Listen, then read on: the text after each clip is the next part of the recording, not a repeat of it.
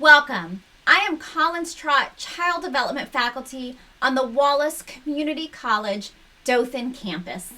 In this episode, we are going to be learning about families today. The family is the oldest known social group. How well family members get along and work together help determine the stability of the family unit. Healthy families work on building healthy relationships. Families, just like individuals, change throughout the years, including in the face of major societal changes, but continue to be the basic unit of society. So join me, Miss Trott, as we learn all about families today.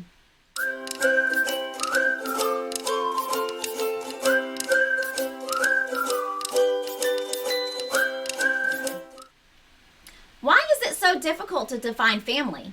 Every family is unique, and with the relationships within the family are always special and complex. Adults bring to family relationships all of their childhood and adult experiences, as well as their hopes and expectations. Children come into their families with certain inborn ways of reaching out to their parents, to which parent responds. Through family, children receive care during their dependent years. Adults are the decision makers and providers of children's food, clothing, shelter, hygiene, and access to healthcare and education. Adults are the custodians of their children's schedules for all daily activities such as eating, sleeping, and playing. They are also role models for physical habits and a voice of influence when their children are cared for outside of the family.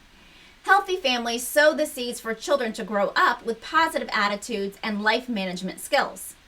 When families have unhealthy dynamics due to social strains, many children are unable to cope with stress and are at a greater risk of becoming mentally unhealthy, having poor social skills, having weak impulse control, and being poor problem solvers. All children depend on adults and their families to help them develop healthy human relationships. Two influences on families are cultural and societal. Culture is defined as a way of life within a group of people that includes language, beliefs, attitudes, values, rituals, and skills greatly affect a family's life. As the United States increases in cultural diversity, the number of multicultural families continues to grow. Changes in society cause major changes in family. Today, society values children and sees childhood as a special time. Children now lead lives as children, not a source of family income as they were thought of during the Industrial Revolution. Families continue to respond and adapt to societal changes, such as advancements in medicine and technology. Medical advances allow people to live longer. Technological advances also change the norm of living, with electronic devices changing how we communicate, use time for entertainment, complete tasks around the house, and learn. There is no magic recipe to create a healthy family. Families can be very different, yet strong. Some common characteristics are often seen in healthy families. The most common characteristics that couples share similar values. They use these values to decide on goals together and guide them in parenting their children. Healthy families also share a mutual commitment to family life. Healthy families include adults who are emotionally committed and accountable to each other. Part of the commitment involves growth and becoming more loving, caring, and understanding. These families also want to do activities together. Another common characteristic is that family members want to help each other rather than being self-centered. Members share responsibilities, depend on others to keep promises, fulfill commitments, and be honest. There are many types of families that comprise the U.S. population.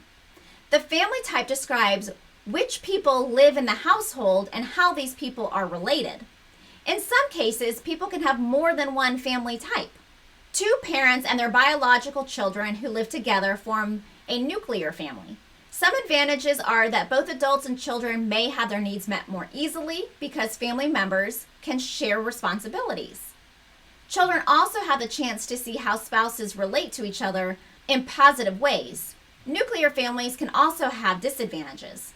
Other family members do not live in the home, and children may lose out on the skills these other people can teach them. Parents who don't get along expose children to stress. This is especially true if the relationship is abusive. A single parent family is made up of one parent and their children. Single parent families can form in several ways, such as the death of a parent or a couple's separation. Some advantages of children in single parent families are the strong relationship between the custodial parent and the child. Also, children are encouraged to help around the home and do things for themselves, which helps them become independent. One of the most common challenges single parent families face is reduced resources such as income, time, and energy. An extended family is a household that includes the parents or children and their children and other relatives. This could be 1, 2, or 3 generation extended families. Extended families have advantages that other family types don't provide. Children learn to interact with people of all ages. Family beliefs and history are easy to pass down, and they are there to support each other when stressful events happen. Extended families do experience some certain challenges. Some family members feel that they do not have enough privacy. Also, family members can feel not heard because decisions are often made based on the good of the entire family rather than the need of an individual person. A step family forms when one or both adults in the relationship have children from previous relationships living in the home. Many people use the term step family and blended family interchangeably. Adjustment challenges are common when blended families, but there are ways step parents can help create a family bond. Some benefits of parents providing a strong emotional support system for each other and their children. They can also combine resources and incomes to reduce stress. Growing number of households are headed by grandparents and other relatives. While these heads of family do not have legal guardianship, they do assume the parenting responsibilities of a guardian. Not having legal rights as a guardian may present challenges for children and guardians. Additional families types are families with adopted children, foster families, and families with guardians. Adoption occurs when a child of one parent legally becomes the child of another parent. Adoption legally ends the rights and responsibilities of birth parents, and adoptive parents are then granted these rights. A foster family is a family in which an adult provides a temporary home for a child that cannot live with their birth parent. They fill the role of the parent until the child can be placed back with their birth parent or adopted, or become an adult. A guardian is a person who is legally appointed by the court to take responsibility for a child in the event of the birth parent's death or extended absence. The court supervises the guardian and may make decisions for the child. Now let's review what we've learned. The family is the basic unit of society and the most lasting influence in a child's life. How family members interact with one another can be helpful or unhelpful to a child's development. Healthy families work together for the well-being of the family. They communicate openly, respect one another, meet each other's needs, solve problems together, have fun together, and encourage one another to fulfill their personal goals. Healthy families sow the seeds for children to grow up with positive attitudes and life management skills. Many changes affect families today. Some of these changes take place during the 6 stages of the family life cycle, from the beginning stage through the childbearing, parenting, launching, mid-years, and aging stage. The family grows and develops. Culture, which is defined in different ways, influenced how each family lives. As the United States increases in cultural diversity, the number of multicultural families continues to grow. Multicultural families offer family members unique opportunities to learn about and experience different cultural practices firsthand.